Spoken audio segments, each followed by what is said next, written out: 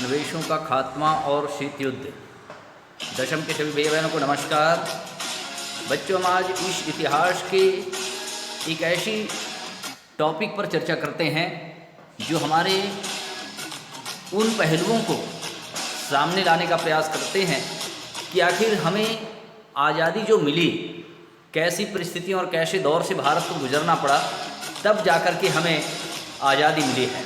तो उपनिवेशों का खात्मा और शीत युद्ध में राष्ट्रवादी आंदोलन, आइए हम इस कालखंड को आगे बढ़ाने का प्रयास करें। और प्यारे बच्चों, 129 पृष्ठ निकालिएगा जहाँ पर लिखा गया है उपनिवेशों में राष्ट्रवादी आंदोलन।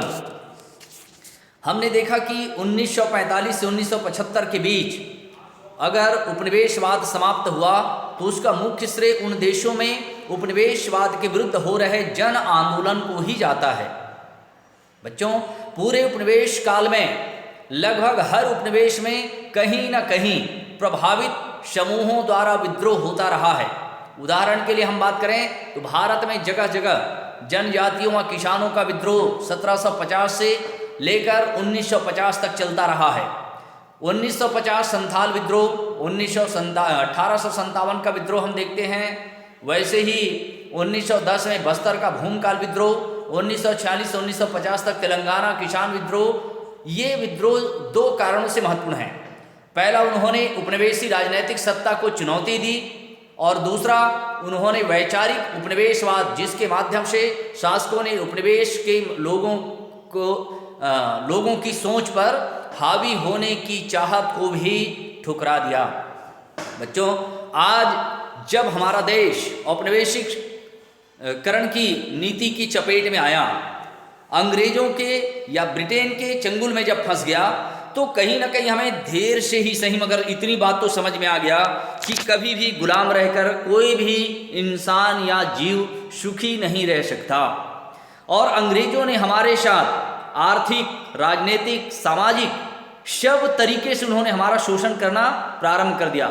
बच्चों, और इसके कारण धीरे धीरे अनपढ़, अशिक्षित ये समाज भी कहीं ना कहीं अब इस बात की उसकी समझ आने लगी कि हमारी कमजोरी का फायदा उठा करके विदेशी ताकतें या विदेशी सत्ता हमारे भारत को अपने नियंत्रण में लेकर के हमें औपनिवेशीकरण के इस चंगुल में फंसा दिया है। हम इस दलदल में फंस चुके हैं और धीरे धीरे हमारे देश के मजदूर, किसान, महिला, पुरुष, वृद्ध, सैनिक, पुलिस, शासकीय कर्मचारी सब के सब इस बात का अब विरोध करने लगे कि नहीं, हमें स्वतंत्रता चाहिए और हम अपने भारत को स्वतंत्र कराना चाहते हैं। बच्चों, ये मात्र भारत की बात नहीं है, यह विश्व की स्थिति है, जहां पर लगातार देखते हैं कि राष्ट्रवादी आंदोलनों के समक्ष मात्र ये सिर्फ भारत की लड़ाई नहीं, विश्व की सभी देश, हम चीन की बात करें, चाहे हम जितने भी मलेशिया की बात करें, हमारे पाकिस्तान की बात करें, जो भी देश उपनिवेश बने, अफ्रीका के बहुत सारे देश जहां पर अशिक्षा, गरीबी और निर्धनता बहुत अधिक थी, वहां तो बच्चों स्थिति और भी ज़्यादा भयानक और दयनीय थी। जहां पर साम्राज्यवादी देशों ने वहां की लोगों की भावनाओं के साथ खिलवाड़ किया, उनकी भावनाओं को कुचल कर रख दिया गया और धीरे धीरे पूरे औपनिवेशिक साम्राज्य को इस बात का विश्वास हो गया कि हम उपनिवेश के विरुद्ध जब तक लड़ाई नहीं लड़ेंगे हमें आज़ादी मिलने वाली नहीं है। परिणाम स्वरूप हर देश कहीं न कहीं लोगों में आंदोलन की भावना जागृत हुई और अपने अपने देश प्रेम की भावना जागृत हुई, तब जाकर के एक आंदोलन का सुदृढ़ स्वरूप सामने आया। बच्चों, हर देश में इसका स्वरूप अलग अलग रहा है मगर उद्देश्य एक ही रहा है, क्या? औपनिवेशिक ताकतों के विरुद्ध लड़ना, साम्राज्यवादी देशों का विरोध करना। उसमें हम विउपनिवेशीकरण की कुछ उदाहरण अगर भारत के बारे में देखते हैं, बच्चों एक उदाहरण उन्होंने दिया, 1935 के बाद भारत में अंग्रेज शासन के विरुद्ध लगातार आंदोलन चल रहे थे। हर तरफ किसान, मजदूर, आदिवासी, युवा आदि उपनिवेशी व्यवस्था के विरुद्ध लड़ने लगे थे। इस बीच गांधी जी के नेतृत्व में कांग्रेस पार्टी राष्ट्रवादी आंदोलन का नेतृत्व कर रही थी। जैसे जैसे यह साफ होते गया कि भारत स्वतंत्र हो जाएगा, तो विभिन्न सामाजिक वर्गों के बीच आपसी तनाव भी उभरने लगे। डॉक्टर अंबेडकर जैसे दलित नेता यह चिंतन करने लगे कि स्वतंत्र भारत में दलितों को क्या स्थान होगा। इसी तरह मुसलमान भी चिंतन करने लगे कि वैसे ही तमिलनाडु जैसे राज्य के नेता भी यह सोचने लगे कि स्वतंत्र भारत में उनके लिए क्या जगह मिलेगी। बच्चों, जब आंदोलन का स्वरूप सामने आया, अब हर जगह आंदोलन होने लगा। भारत छोड़ो आंदोलन, असहयोग आंदोलन, सविनय अवज्ञा आंदोलन, और यहाँ तक सैनिक, हमारी पुलिस, सब के सब अब अंग्रेजों के विरुद्ध अभियान छेड़ दिए। और अब ये निश्चित हो गया कि कहीं ना कहीं हमें अब आज़ादी मिलना तय है। परंतु बच्चों, समस्या और उत्पन्न हो गई।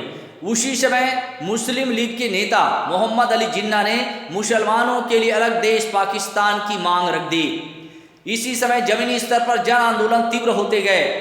कई राज्यों में किसान विद्रोह की राह पर थे। शहरों में मजदूर भी संगठित होकर हड़ताल आदि आंदोलन कर रहे थे। सेना, नौसेना भी विद्रोह की कगार पर थे। 1946 में तो अरब सागर पर तैनात नौसेना के जवान विद्रोह कर गए और उन्हें भारी जन समर्थन भी प्राप्त होने लगा। स्थिति को देखते हुए लगा कि अगर स्वतंत्रता और टली तो देश में अराजकता का माहौल बन जाएगा, आतंक का वातावरण निर्मित हो जाएगा। और अंग्रेज सरकार ने फैसला किया कि भारत का विभाजन किया जाएगा तथा पूर्व और पश्चिम के मुसलमान बहुल इलाकों को अलग देश बनाया जाएगा। यही नहीं, उन्होंने 500 से अधिक अधीनस्थ राजाओं को यह तय करने की स्वतंत्रता दी कि क्या वे भारत के साथ रहेंगे या पाकिस्तान। बच्चों, भारत का विभाजन तो तय कर दिया उन्होंने, परंतु उसने कहा, उस समय 500 राजाओं का गढ़ था, रियासतें थी। उसे क्या कहा गया, आप चाहे तो भारत के साथ रह सकते हैं, चाहे तो पाकिस्तान के साथ रह सकते हैं, इसके लिए आप स्वतंत्र हैं। और ऐसे समय में सभी राजाओं ने कहा, नहीं, हम भारत के साथ रहना पसंद करेंगे, हम भारत के साथ रहेंगे। मगर उस समय बच्चों, जम्मू कश्मीर, हैदराबाद आदि के शासकों ने स्वतंत्र बने रहने का प्रयास किया। ये दोनों जगहों के शासकों ने कहा, नहीं, ना हम भारत में शामिल होंगे और ना ही हम पाकिस्तान में शामिल होंगे। लेकिन उन्हें भी अंततः जन भावनाओं के सामने झुकना पड़ा और वे भारत के साथ विलय के लिए राजी हो गए। स्वतंत्र भारत का लोकतांत्रिक संविधान कैसे बना और सार्वभौमिक मताधिकार के आधार पर किस प्रकार संसद का चुनाव हुआ, यह कहानी हम राजनीति शास्त्र में पढ़ चुके हैं बच्चों। परंतु यहाँ एक बात मैं जरूर आपको ध्यान दिलाना चाहूँगा, आज भारत और पाकिस्तान की लड़ाई हम भाई भाई होकर लड़ते हैं, उसका कारण क्या है? कश्मीर का मुद्दा। बच्चों, मैं कश्मीर के मुद्दा को स्पष्ट करना चाहूँगा। जब रियासतों को मिलने की आज़ादी दी गई तो क्या हुआ उस समय बच्चों?